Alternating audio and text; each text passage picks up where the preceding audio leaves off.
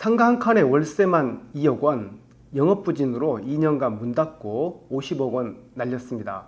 계약서에 특약사항 한 줄이 아쉽습니다.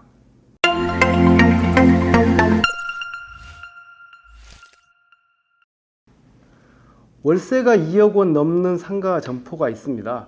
보증금은 80억 원이고요. 오늘은 장기간으로 임대차 계약했다가 2년 동안 월세만 50억 원 날린 안타까운 사연을 전해드리겠습니다. 그리고 이렇게 장기간 계약할 때 임차인이 계약서에 명기해야 할 특약사항 하나를 소개하겠습니다. 그 건물은 명동에 위치해 있고요. 명동 주변을 살펴보면 2호선 을지로 입구역도 있고 롯데백화점, 그리고 명동 성당, 명동역 4호선 명동역도 보입니다. 명동에서 가장 번화한 거리들 중에는 롯데백화점에서 명동 성당으로 가는 길하고, 그리고 명동역 6번 출구에서 네이처 퍼블릭 가는 쭉 뻗은 길들, 그리고 그 사이드 길들이죠. 명동은 우리나라 대표적인 상업지구로서 많은 대형 매장들이 산재해 있는데요.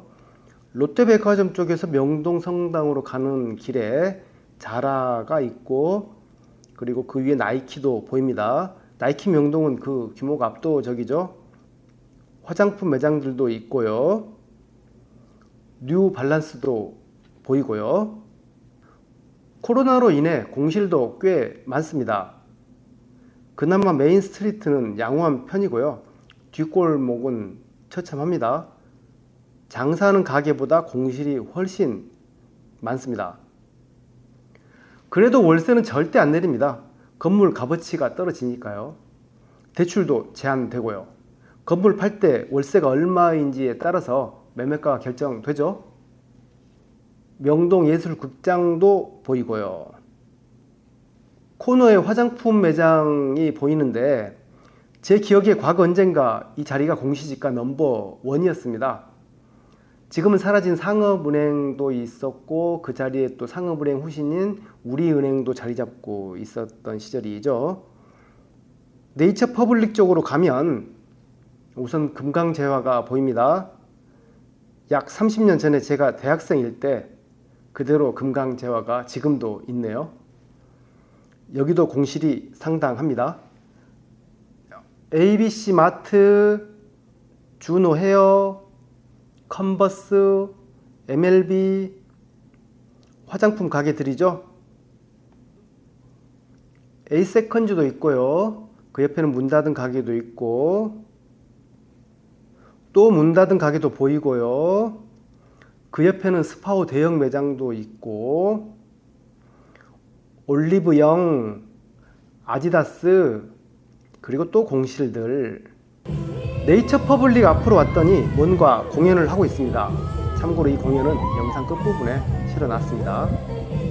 제가 쭉 지나온 이 거리가 가장 번화가인데요. 1층은 월세가 보통 평당 100만원이 훌쩍 넘어갑니다. 20평짜리 가게 하나면 월세만 2천만원, 3천만원인 셈이죠. 오늘 소개할 월세 2억 원짜리 점포는 개인정보 보호 차원에서 어느 점포라고 콕 집어서 특정하기는 어렵고요. 지금 쭉 지나온 길의 많은 점포 중 하나라고 이해하시면 될 것 같습니다. 아까 말씀드렸다시피 월세는 2억 원, 보증금 80억 원이었죠. 그리고 임차 면적은 약 200평인데요. 지하 1층하고 1층, 2층 합해서 200평. 200평의 월세 2억 원이면 평균 평당 100만 원이죠. 1층만 기준한다고 보면 훨씬 높아지는 계산법이 나올 수 있을 것이고요. 이 건물 등기부 등본을 보면 2015년 10월경에 임차인이 80억 원 근저당을 설정했습니다. 보통 임대차 계약할 때 보증금 규모가 크면 임차인이 그 보증금 금액 액수만큼 근저당을 설정할 때가 많은데요. 특별한 사유가 없는 한 이 임차인도 이 보증금은 80억 원으로 보입니다. 그리고 지금도 임차인의 집기하고 비품들이 그대로 있는 것을 보면 계약기간이 남아있는 것 같고요. 제가 주변 부동산 중개업소에 문의해 봤더니 문 닫고 영업 중단한 지 2년 남짓 됐다라는 이야기를 들었습니다. 2020년 코로나19 확산되고 나서 얼마 지나지 않아서 문을 닫기 시작한 것 같습니다. 월세가 2억 원이 넘어서 2년이면 50억 원 훌쩍 넘어가 버리죠. 임차인은 지금이라도 계약을 해지하고 싶은 마음이 굴뚝일 것이라고 예상은 됩니다. 따라서 이렇게 장기간 임대차 계약할 때는 임차인은 꼭 계약 해지에 관한 조항을 계약서에 넣어야 합니다. 물론 임차인이 임대인한테 그냥 계약 해지권 달라고 하면 협의가 안 되겠죠. 임대인도 동의할 수 있을 정도로 임차인이 제한할 필요가 있는데요.